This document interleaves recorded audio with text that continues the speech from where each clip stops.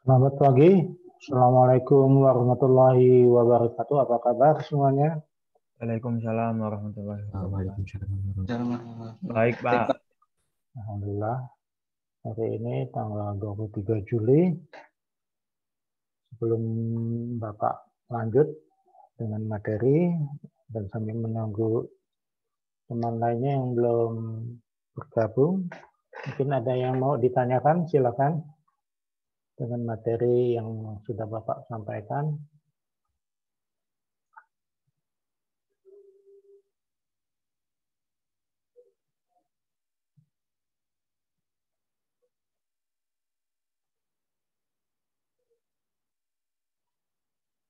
Silakan kalau ada yang mau ditanya.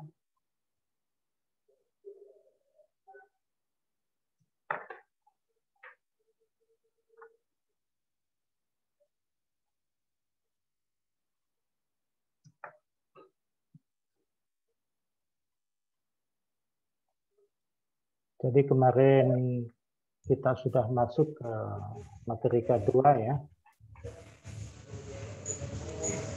Undang-Undang Nomor 30 tahun 2009 pasal 44 di mana tujuannya adalah untuk mewujudkan suatu kondisi bagi instalasi ya maupun bagi manusia yang ada di penyedia maupun pemanfaat tenaga listrik bahwa andal dan aman bagi peralatan.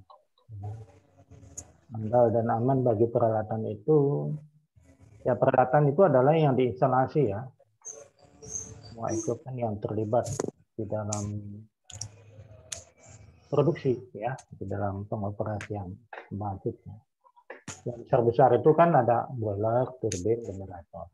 Itu kan ada sistem-sistem atau equipment-equipment yang lebih kecil yang fungsinya adalah untuk mensupport supaya boilernya bisa beroperasi dengan baik, supaya turbinnya bisa beroperasi dengan baik, supaya generatornya bisa beroperasi dengan baik.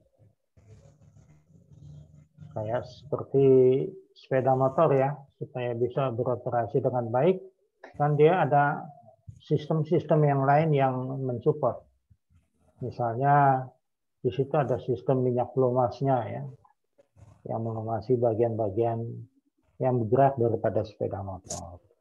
Kemudian ada sistem pendinginnya untuk pendingin mesin.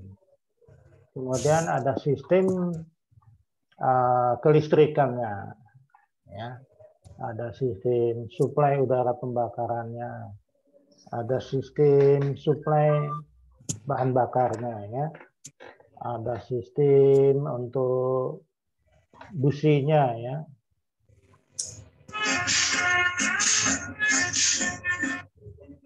Jadi itu adalah yang mensupport, ya. Nanti di PLT pun ya kayak gitu. Sehingga peralatan-peralatan utama maupun penunjangnya itu kalau sesuai tujuan dari K2 adalah untuk menciptakan supaya peralatan itu andal dan aman.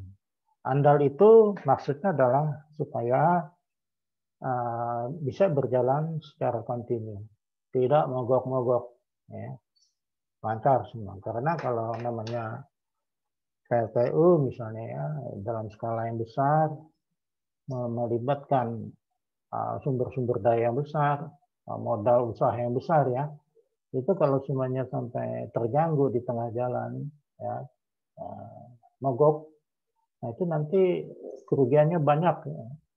Nanti harus ada biaya untuk pemulihan, ada biaya untuk start kembali, ada kehilangan kesempatan berproduksi, ya itu ruginya banyak sekali. Makanya harus andal tadi, supaya tidak mogok-mogok.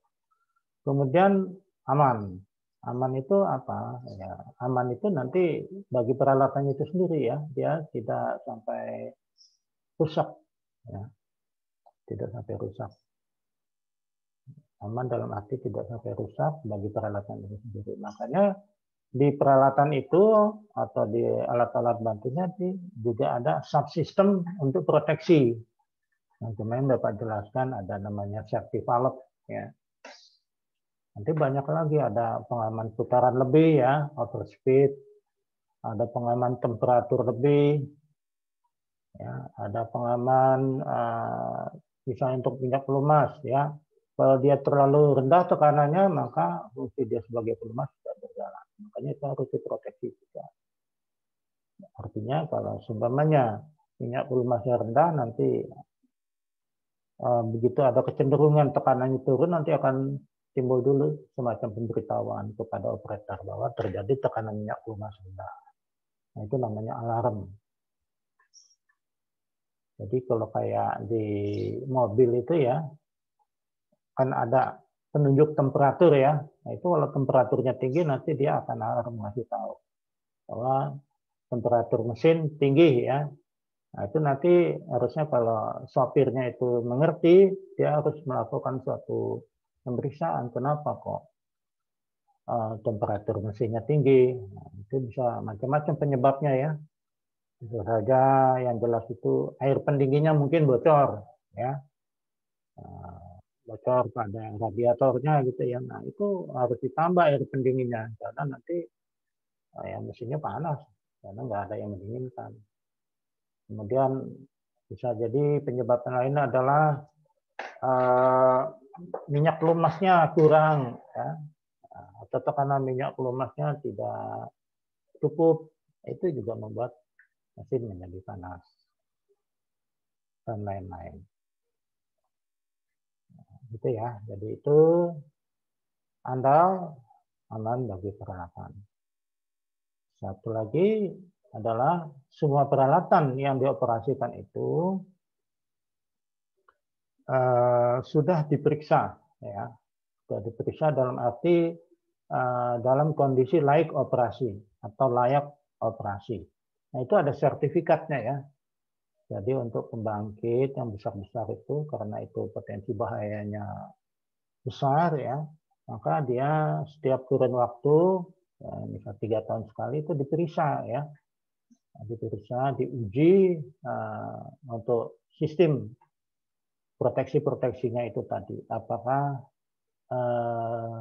berfungsi dengan baik. Ya. Jadi kalau terjadi masalah atau gangguan itu alat pengaman tadi, proteksi tadi kayak safety valve, pengaman putaran lebih itu dapat berfungsi ya untuk mengamankan supaya peralatan atau equipment tidak mengalami kerusakan yang lebih lanjut. Nah, kemudian yang kedua adalah aman bagi manusia ya dan makhluk hidup lainnya. Nah, manusia di sini ya tolong diingat ya, ada 3 pihak ya, ada 3 pihak ya. Jadi ada diri sendiri, ada rekan kerja, ada pihak ketiga. Nah, itu harus aman ya. Jangan sampai terjadi celaka. Nah, jadi bagaimana supaya aman?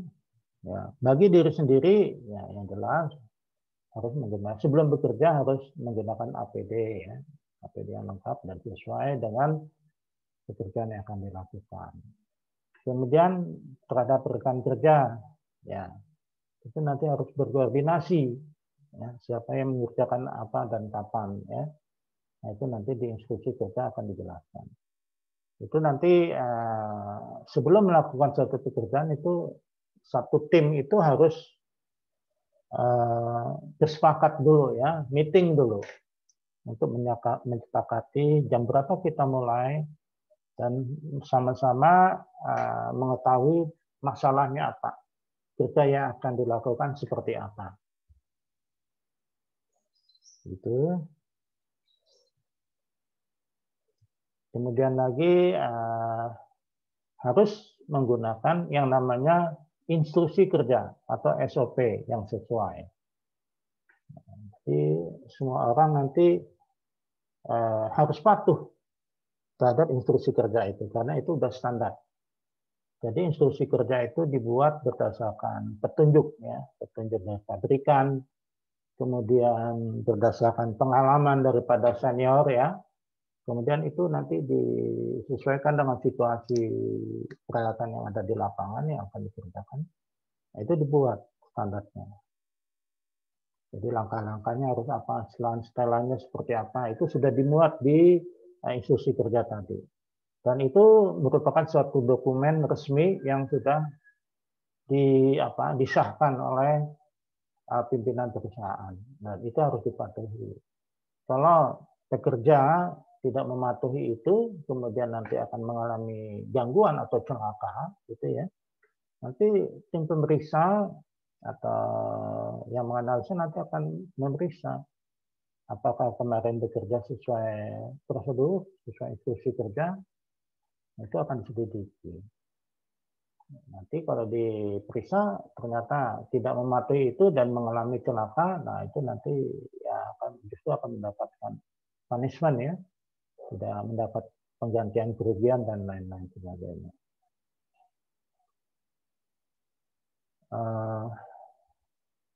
Bagi pihak ketiga adalah karena pihak ketiga itu tidak mengikuti meeting ya atau kesepakatan itu tadi, sehingga dia tidak tahu apa yang akan dikerjakan.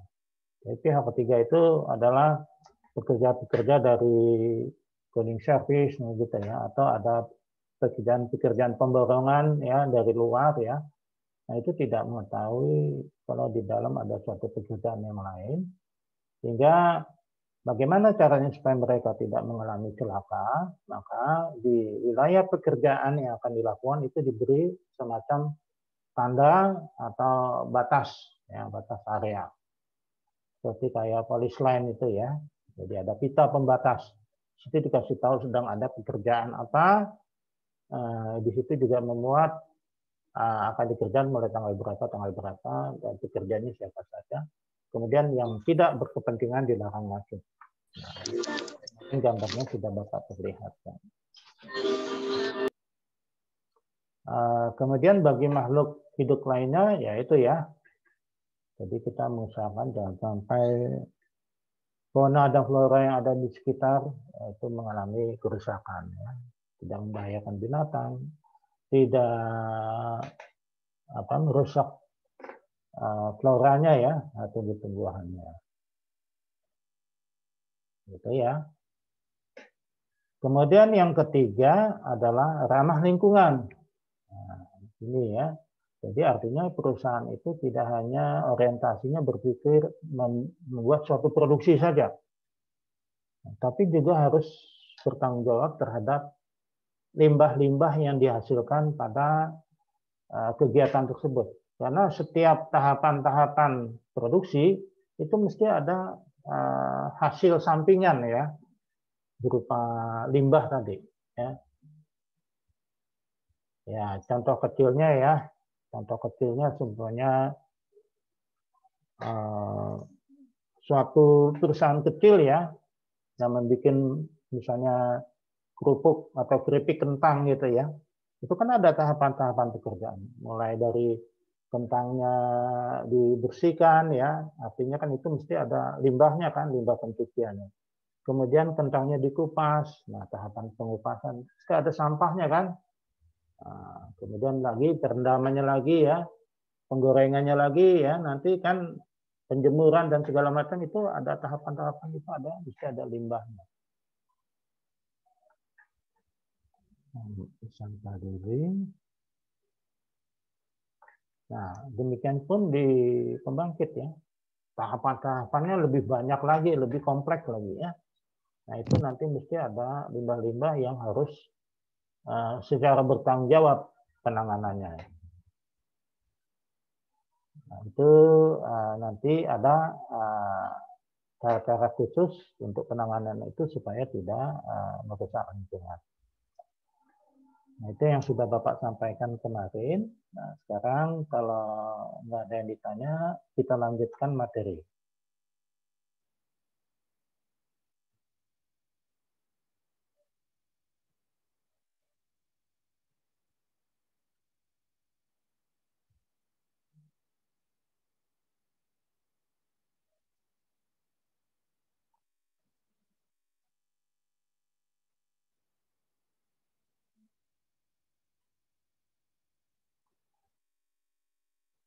Sudah terlihat gambarnya?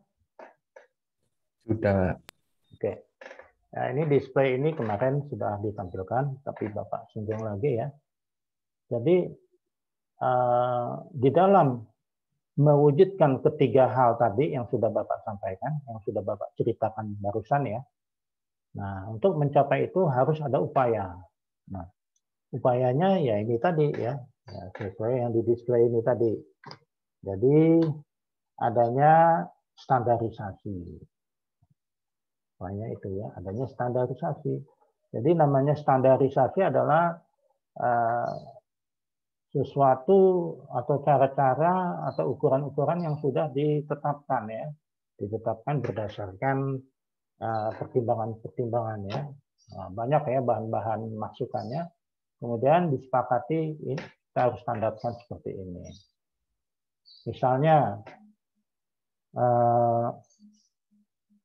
tekanan ban sepeda ya, sepeda motor misalnya itu sudah distandarkan oleh pabriknya, itu kisarannya antara 28 sampai 32 PSI gitu ya. Nah itu kenapa kalau dibuat seperti itu? Karena dari perusahaan bannya itu sudah memperhitungkan kalau kurang dari tekanan sekian itu kurang nyaman atau berbahaya ya di dalam berkendaraan. Kalau lebih juga nanti juga berbahaya ya, bisa meletus gitu ya. Jadi itu salah satu caranya standarisasi. Nah, ya artinya standarisasi bukan sekedar itu saja, banyak ya. Langkah-langkah pekerjaan, ya urutan-urutan pekerjaan juga sudah distandarisasi. Nah, seperti Bapak cerita tadi, dari bentuk pabrik, dari pengalaman para senior, kemudian disusun, disepakati, kemudian diresmikan. Nah, ini nanti standarisasi bisa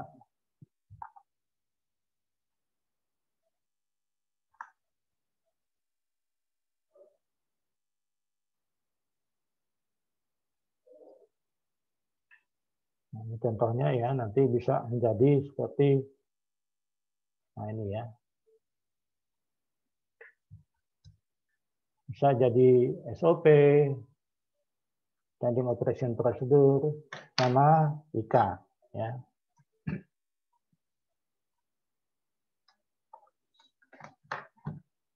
Kemudian banyak lagi ya, bukan SOP dan IK saja ya. Kemudian penerapan pilar kedua. Jadi penerapan pilar kedua ini kita lihat ya, ada penerapan 4 pilar ya. Nanti kita lihat di display berikutnya. Kemudian adanya sertifikasi. Nah, ini sertifikasi bagi peralatan ya, maupun personal ya. Nah, peralatan ini ya jadi layak operasi ya. Kemudian personal ini ya sertifikat kompetensi tadi. Ya. Kemudian penerapan dari hasil yang sudah distandarisasi tadi. Selanjutnya adalah pengawas pekerjaan. Nah, pengawas ini fungsinya untuk mengawasi apakah nomor A, B, C, D ini dilaksanakan dengan baik.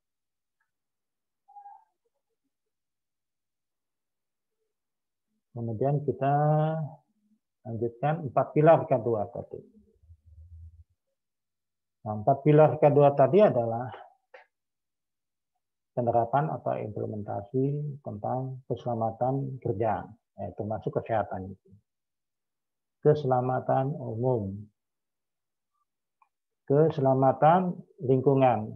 Nah, ini maksudnya ramah lingkungan ya. Kemudian keselamatan instalasi. Ya, ini tadi harus andal dan aman.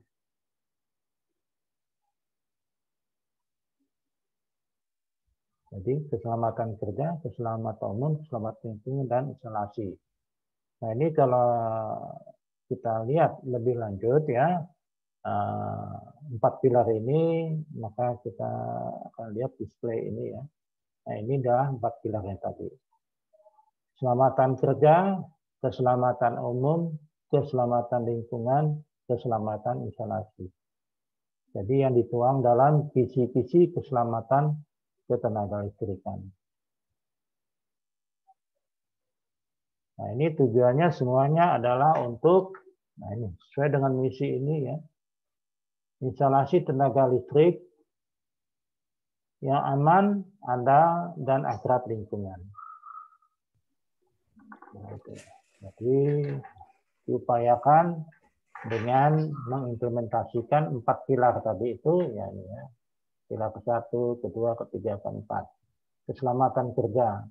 Jadi di sini wujudnya itu untuk menjamin aman dari bahaya ya, aman dari bahaya bagi tadi peralatan manusia ya, makhluk lainnya ya.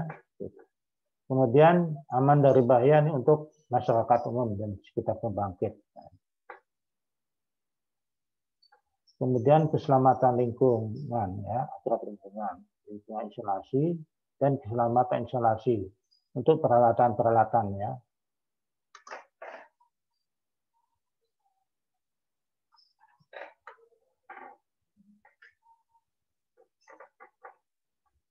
Jadi ini kalau kita lihat dia itu melakukan suatu pencegahan ya. Pencegahan untuk kalau di keselamatan kerja, kecelakaan pada waktu kerja, kecelakaan di luar waktu kerja, kemudian penyakit yang timbul karena adanya hubungan kerja. Jadi ini sudah dibahas pada pelajaran ketiga. Nah, kemudian persyaratannya kemarin di video ya juga sudah ada ya. Adanya tempat kerja ya dengan misalnya yang berpotensi banyak bahaya ya, kemudian mempekerjakan 100 personel atau lebih ya. Nah, itu. Kemudian harus ada APD ya, ada pemeriksaan kesehatan berkala, ada dipasang tanda-tanda keselamatan ya, dan lain-lain. Kemudian juga di keselamatan umum juga ya, dipasangi tanda-tanda peringatan, larangan, dan yang mengoperasi harus mempunyai sertifikat kompetensi dan lain sebagainya. Kemudian kalau yang lingkungan, nah ini ya, ini adalah untuk mencegah terjadinya pencemaran atau kerusakan lingkungan. Nah, itu di sini jelaskan bahwa persyaratannya harus adanya baku mutu lingkungan ya. Nah, ini baku mutu lingkungan sudah ditetapkan oleh pemerintah ya. Pemerintah pusat sampai ke pemerintah daerah. Jadi bagi perusahaan ya, sebelum memulai usahanya atau membangun instalasinya, dia harus wajib AMDAL dulu ya. AMDAL itu adalah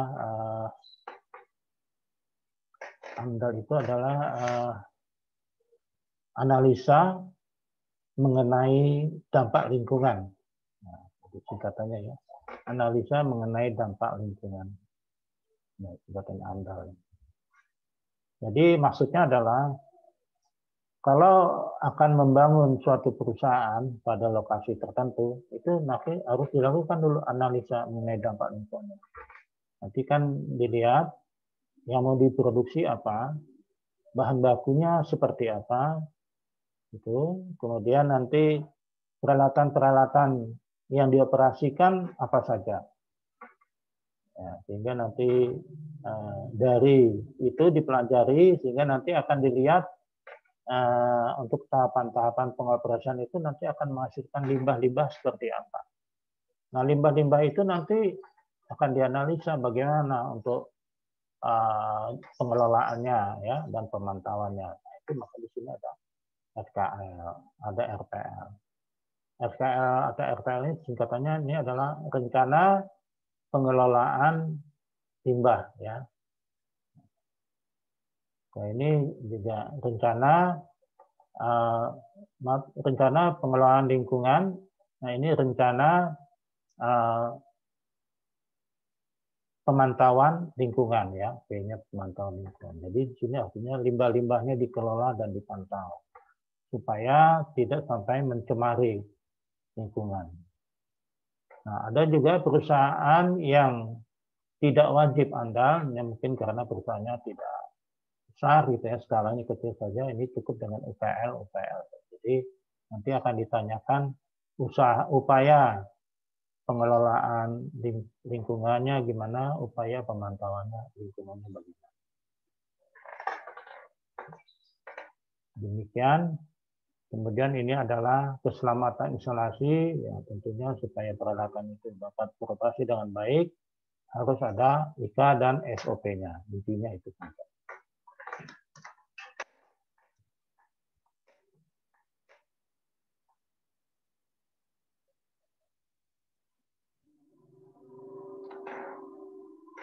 Sertifikat. Sebentar.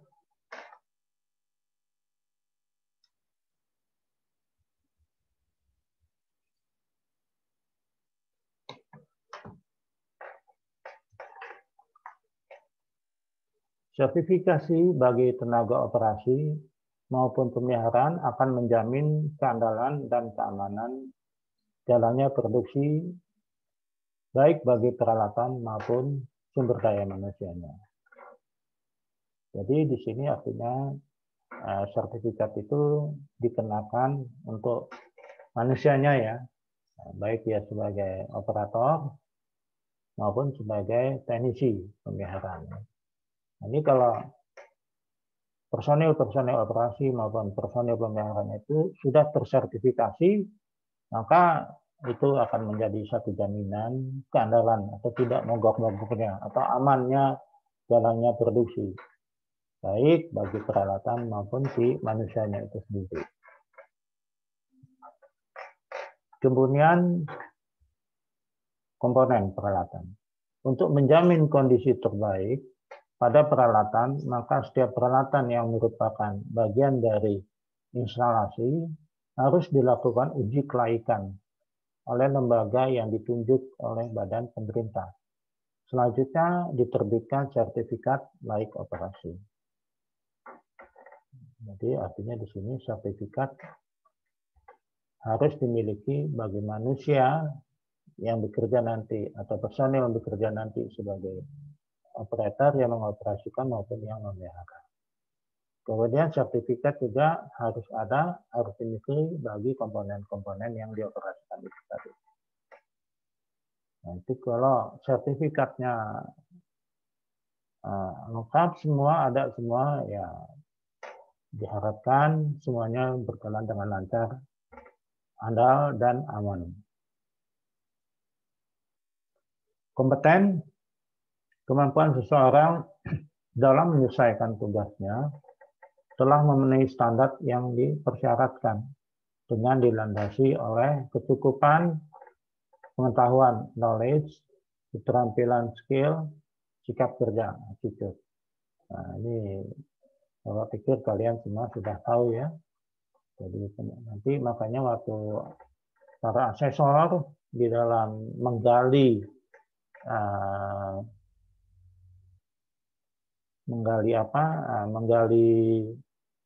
kompetensi yang ada pada kalian nanti sebelum mengeluarkan sertifikat kompetensi tersebut, kalian akan dilihat bukti-buktinya, pengetahuannya cukup memadai apa tidak tentang kompetensi yang mau diambil nanti atau sertifikat yang mau diambil nanti, kemudian keterampilannya bagaimana, kemudian sikap kerjanya, ini akan dinilai.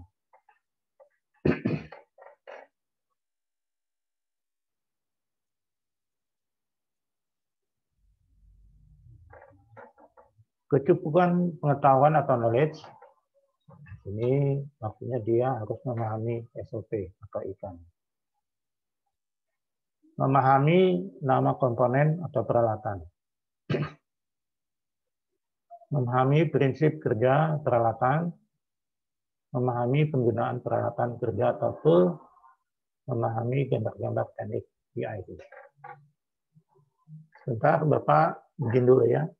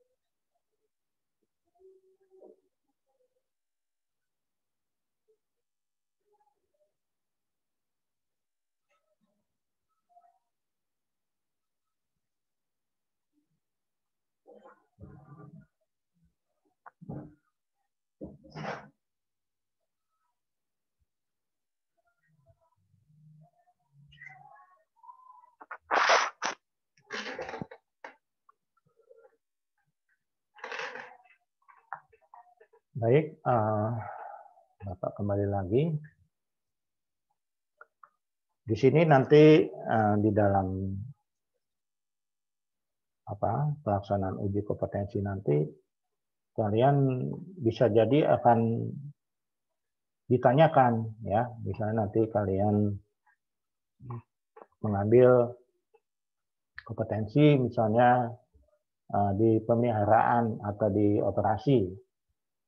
Nanti akan ditanyakan selama nanti di operasi ya, di pemeliharaan misalnya akan melakukan perbaikan motor listrik gitu ya. Nah, itu nanti misalnya itu nanti kalian akan ditanya ada SOP-nya atau IK-nya gitu ya, instruksi kerjanya atau standing operation prosedurnya. Nah, itu nanti kalian harus bisa menunjukkan ya. Harus bisa menunjukkan. Nanti itu akan Bapak sampaikan. IK itu kayak apa, SOP itu kayak apa. Karena di SOP atau IK itu memuat tentang bagaimana peralatan tersebut ya, fungsinya apa, beroperasinya seperti apa, itu ada di IK-nya. Kemudian semuanya itu pekerjaan pemeliharaan, maka diperlukan teknisinya berapa orang, gitu ya. Setingkat apa, kemudian peralatan safety yang digunakan itu seperti apa. Nah, itu sudah dimuat di sana. Nah, selanjutnya adalah material ya untuk pekerjaan spare part maupun tools ya atau peralatan untuk bekerja nanti itu juga sudah dimuat di IK tadi. Jadi perlunya alat apa saja, perlunya material apa saja.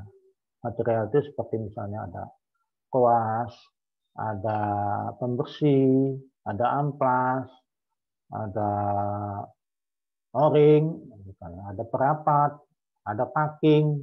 Nah itu termasuk material. Ada WD, ada minyak solar, nah itu termasuk material. Kemudian itu nanti dimuat ya di IK itu sudah ada.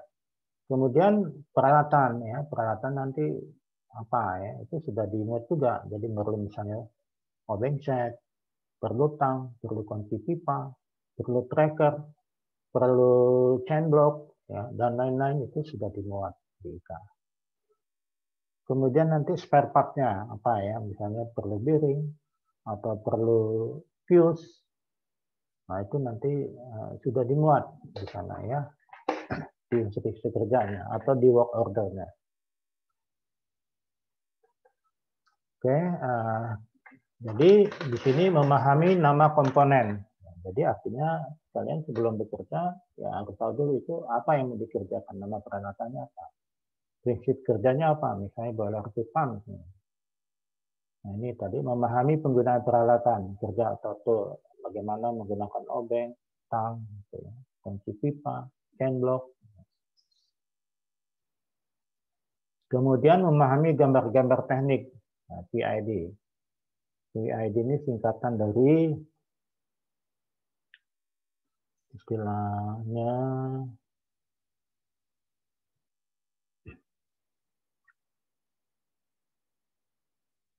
piping and instrument diagram. Jadi diagram pemipaan dan peralatan instrumentasi. Ya. Jadi di sini ada semuanya sini ada tangki, ya, ada tangki, ada pompa, kemudian keluar nanti ada pressure gauge, ada indikator, ada pressure switch gitu ya. Kemudian ada penukar panas ya. Kemudian ada filter lagi ya. Nah, itu nanti contoh ya. Nah, ini contoh PID diagram. Nanti akan kita lihat ya beberapa lengkapnya.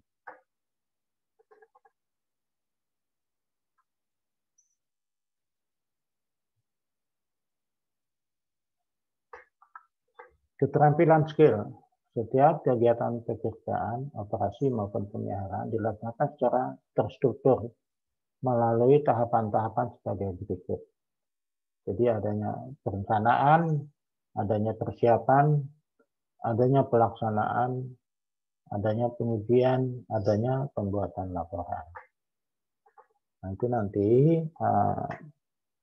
kalau pekerja tersebut sudah terampil, ya mesti harusnya melalui tahapan-tahapan ini. Jadi kalau kalian nanti diuji oleh asesor, bagaimana caranya bekerja, ya harus bisa menunjukkan perencanaannya, tahapan perencanaannya apa dulu. Kemudian tahapan persiapan apa dulu. Kemudian pelaksanaannya, ya. Nah, di sini kalau pelaksanaannya ini bisa diurai lagi, ya.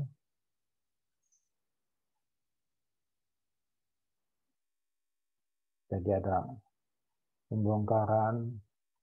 Jadi misalnya ini suatu mesin, ya. Nah, jadi kalau mau dikerjakan, ya, jadi artinya dibongkar dulu, dibuka dulu, ya. Kemudian diadakan inspeksi, ya. Inspeksi atau perbaikan, ya, pembersihan, ya.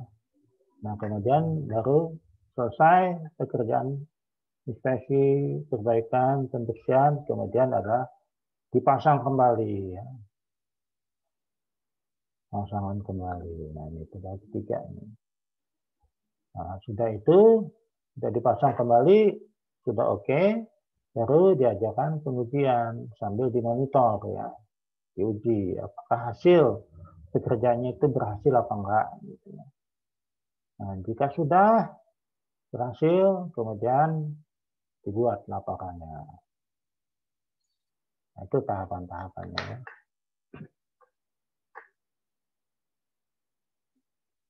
Jadi dijelaskan di sini sehingga kalian nanti waktu menjawab harus bisa terstruktur seperti ini.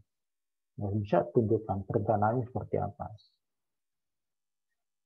Nanti akan Bapak jelaskan perencanaan ini meliputi apa saja. Persiapan ini kaitannya dengan perencanaannya adalah untuk memeriksa apa yang sudah direncanakan itu sudah tersedia semua, ya, dengan lengkap apa enggak sesuai yang direncanakan.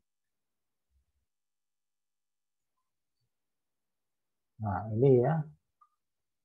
Jadi di sini juga diurai perencanaan itu meliputi apa saja, ya. Jadi perencanaan mulai dari WO diterima dari Rendang. WO diterima dari Rendang. WO itu adalah work order atau order pekerjaan. Diterima dari Rendal. Rendal ini suatu bagian, ya, suatu seksi yang singkatannya adalah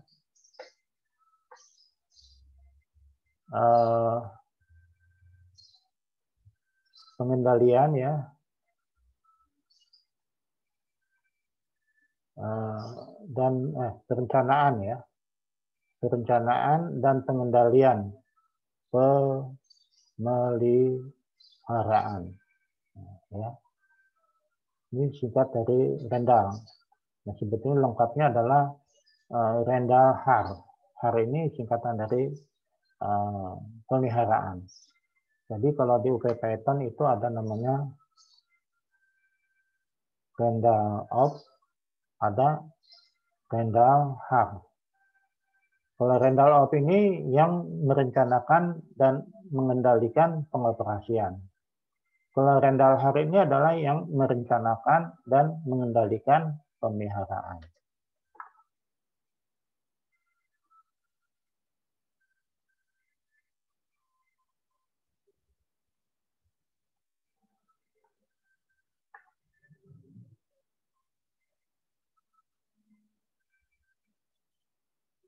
Jadi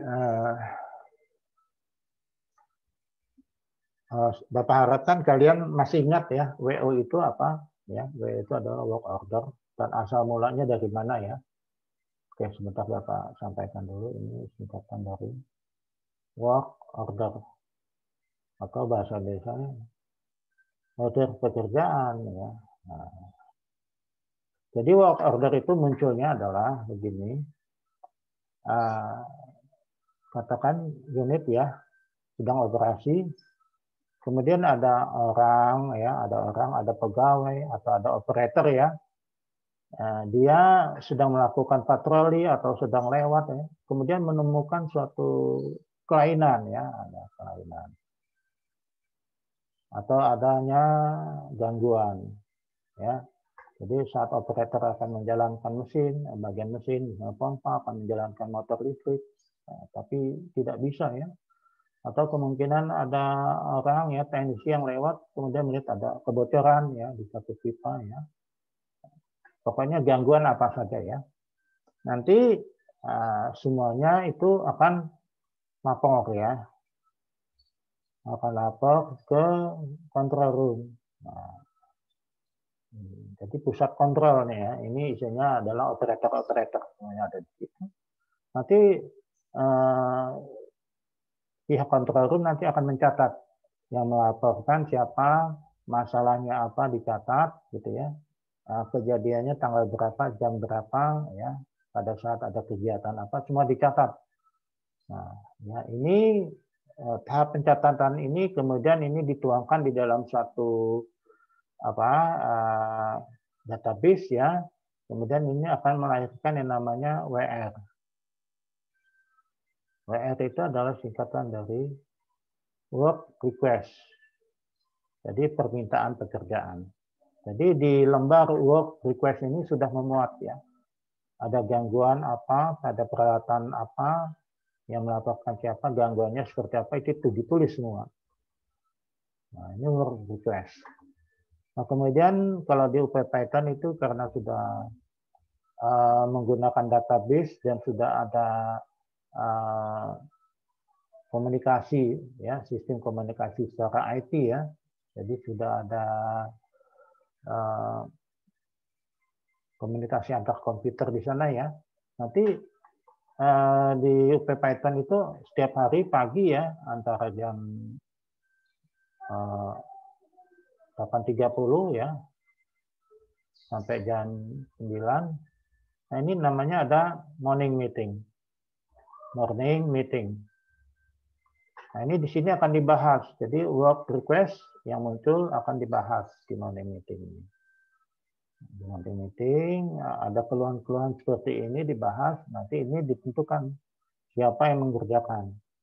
Apakah di bidang listrik, apa di mesin, apa di instrumen, atau di lab, dan lain-lain ya. Apa di sipil, gitu ya. Nah, itu nanti sudah disepakati siapa yang mengerjakan dan bagaimana mengerjakannya, karena yang tampil yang ada di morning meeting ini adalah semua bidang ya, termasuk sampai manajernya. Nanti begitu sudah disepakati, maka akan dituang di dalam lembar yang namanya work order. Nah, begitulah kelahiran daripada work order.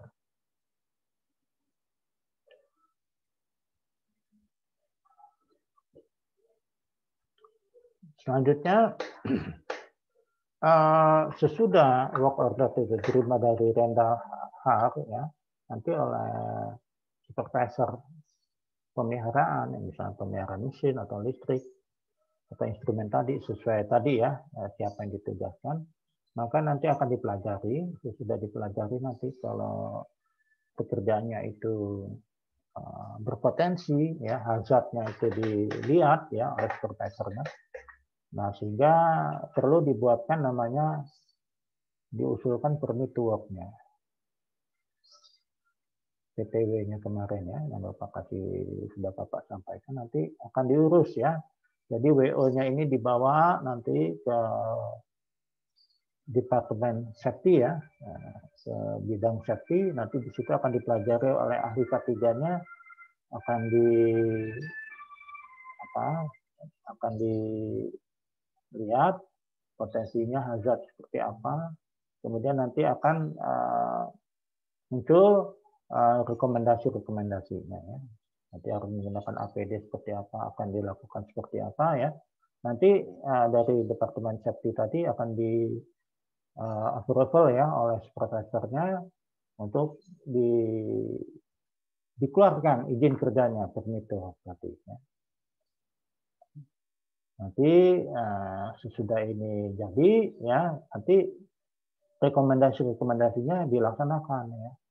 Misalnya power supply-nya harus dilepas dulu, valve sumber uapnya harus ditutup dulu, valve air pendinginnya harus ditutup dulu, vessel yang ini harus di drain dulu. Nah itu nanti dilakukan ya. Nah kemudian di tahap perencanaan ini juga kebutuhan material parts-nya ini ya. Nah ini nanti para teknisi supervisornya akan menentukan sesuai dengan pekerjaan yang akan dilakukan. Nah ini nanti materialnya direncanakan. Menggunakan apa saja materialnya, partnya apa saja, spare partnya, toolnya apa saja. Ya. Kemudian kebutuhan tenaga kerjanya ya. Nah ini nanti supervisornya akan menunjuk berapa orang untuk mengerjakan ini. Nah, itu di perencanaan. Nah, itu semuanya tertuang di dalam lembar work order ya. Karena work order tadi oleh supervisor tadi nanti dilengkapi ya. Ya, ini tadi dilengkapi semuanya. Diisi. Selanjutnya adalah persiapan. Nah, ini ya. Kalau ini adalah persiapan sebagai operator ya. Coba kalau Bapak lihat kan. Oke. Kalau persiapan sebagai pemeliharaan ya, misalnya tadi kan sudah diceritakan apa-apa yang sudah disiapkan, direncanakan, nanti di persiapannya itu sebetulnya adalah untuk memeriksa ya, apakah permit to work-nya sudah jadi ya, sudah keluar, kemudian dilakukan apa yang direkomendasikan tadi ya, misalnya harus dilepas power supply-nya segala macam itu tadi. Kemudian dicek material yang sudah direncanakan sudah ada apa belum partnya, toolnya. Berikut adalah tenaga kerjanya. Nah, itu adalah persiapan. Kalau sudah ada semua itu tandanya siap. Nah kalau operator ini di dalam persiapannya ya, dia menggunakan lembar checklist ya, pemeriksaan kesiapan sumber daya. Ya, misalnya dia operator itu nanti akan ditugaskan untuk menjalankan suatu pompa besar gitu ya, maka di situ ada IK-nya ya. Nah, di IK-nya itu nanti disebut harus memasukkan power supply dulu ya. Jadi di sini pemeriksaan kesiapan sumber daya. Power supply, valve ya, minyak pelumasnya, air pendinginnya harus disiapkan semua. Kemudian koordinasi dengan pihak ketiga atau bidang lain bahwa akan menjalankan suatu peralatan. Kemudian baru pemeriksaan objek kerjanya. Artinya diperiksa ke equipment yang mau dioperasikan apakah tidak ada masalah, tidak ada yang bocor. Ya. Kemudian pelaksanaannya. Nah, di pelaksanaan tadi selalu berpedoman kepada SOP atau IK, ya, panduan pemeliharaan tadi. Kemudian lakukan pembongkaran. Tadi sudah ada pembersihan, pemeriksaan, perbaikan, kemudian lakukan pemasangan kembali. Nah, ini lakukan pengukuran, pengujian, percobaan. Setelah itu. Baru selanjutnya adalah di pembuatan laporan. Jadi di laporan ini nanti di lembar WO ditulis ya, namanya lembar confession comment pada WO. Ditulis yang dikerjakan apa, ya, semua ditulis. Dikerjakan oleh siapa, kemudian di-approve ya, ditandatangani.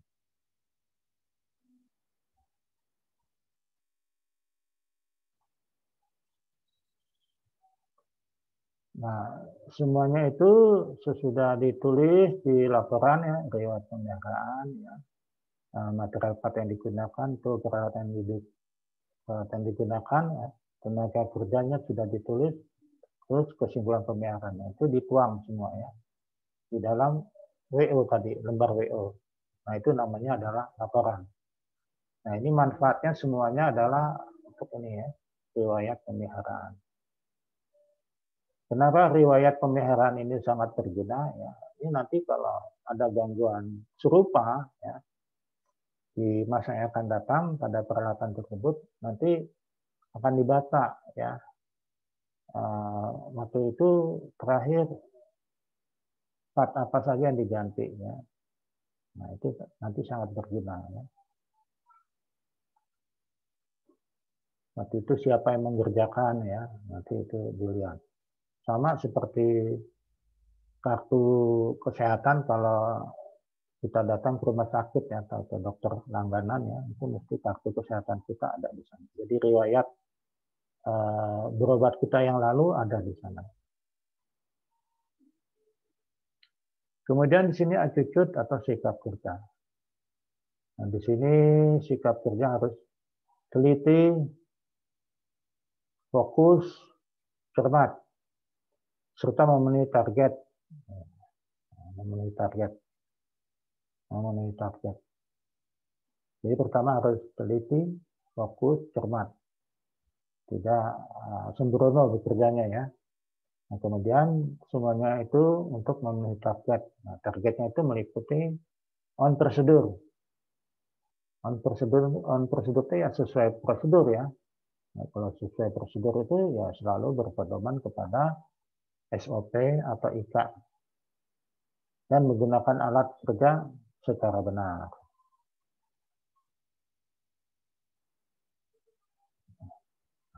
Kemudian on quality, hasil kerja telah teruji. Ya, jadi nanti kan ada tahapan pengujian ya. Itu nanti hasil ukuran-ukurannya di tahap pengujian itu dicatat. Kemudian on schedule, kerjaan selesai sesuai waktu yang direncanakan. Misalnya tadi merencanakan bahwa 1 hari selesai, ya artinya 1 hari harus selesai. Itu on schedule. Jadi sekali lagi, sikap kerja harus teliti, fokus, cermat, dan memenuhi target. Nah, memenuhi target itu ya on prosedur, sesuai dengan kita atau SOP yang dijadikan pedoman. Kualitinya sesuai dengan hasil yang kerja yang telah diuji nanti ya. Jadi ada laporan hasil ujinya. Kemudian on schedule, tepat waktu.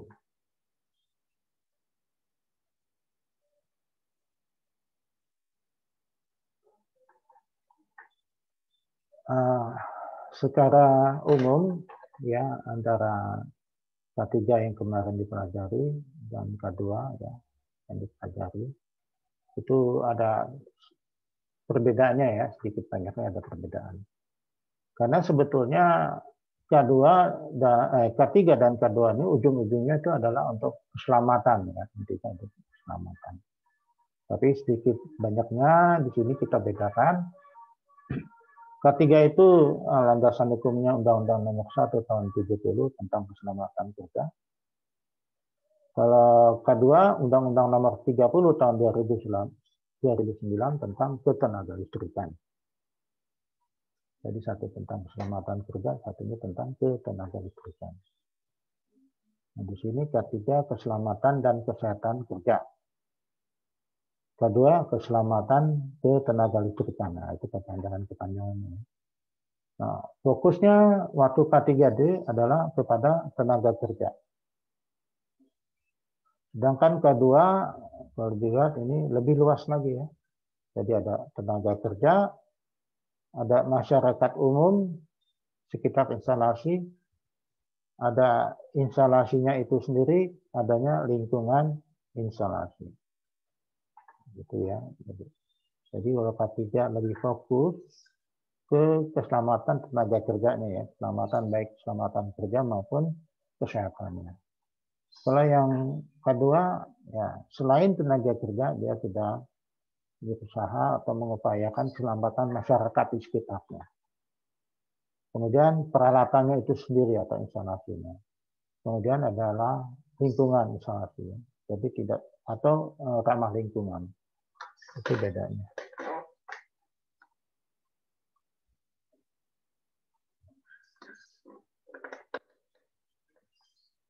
Instruksi kerja adalah suatu petunjuk dalam bentuk instruksi kerja yang dijadikan pedoman dalam melakukan pekerjaan agar mendapatkan hasil pekerjaan yang sesuai dengan target secara aman, efisien, dan handal. Jadi suatu petunjuk dalam bentuk instruksi kerja. Jadi harus ada kata-kata pedomannya ya, yang dijadikan pedoman di dalam melakukan pekerjaan. Ya. Kemudian SOP, Standing Operation Procedure, suatu petunjuk dalam bentuk prosedur hubungan kerja yang dijadikan pedoman. Sama-sama dijadikan pedoman. Jadi kalau ini adalah bentuk dalam instruksi kerja, kalau ini adalah dalam bentuk prosedur hubungan kerja. Bedanya itu ya. Yang dijadikan pedoman dalam melakukan pekerjaan yang melibatkan antar bidang. Melibatkan antar bidang. Agar mendapatkan hasil pekerjaan yang sesuai dengan target secara aman, efisien, dan handal.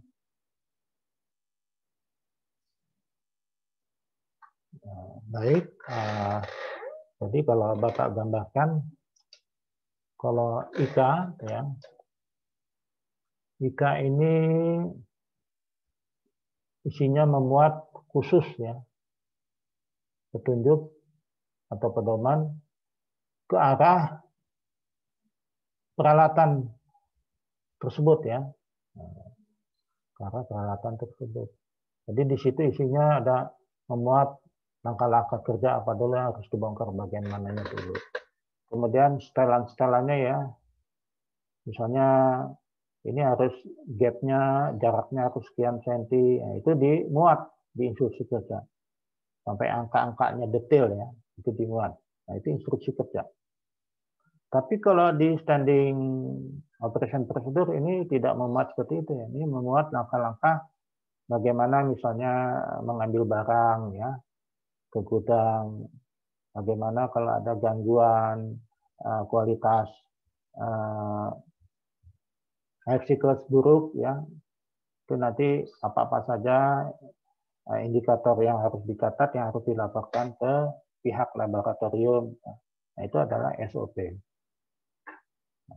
Standing Operation Procedure. Tapi kalau lebih mengarah kepada peralatannya, bagaimana cara menangani peralatannya secara detail, itu adalah instruksi kerja. Nah itulah bedanya ya antara IKA dengan SOP.